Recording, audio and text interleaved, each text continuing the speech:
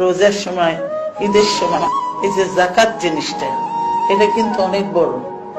কিন্তু আমাদের দেখবেন যে কিছু কিছু লোক আছে, যাকাত মানে হলো যে শুধুমাত্র এই গ্রামে গেলাম, কিছু অনেক কিছু শাড়ি টার আর লুঙ্গি টুঙ্গি এটা সেটা দিলাম আর শেষ হয়ে গেল।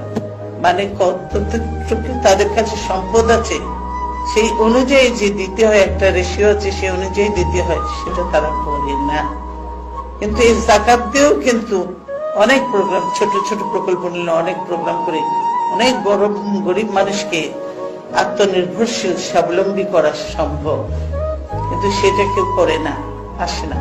আমাদের আগে আসা উচিত সবাইকে। সেজন্য জ্ঞান যারা আছে তাদের দায়িত্ব হলো এখন এদেরকে বলা যে এই কাজগুলির মধ্যে তোমরা ঢোকো এবং মানুষকে আহ্বান করো।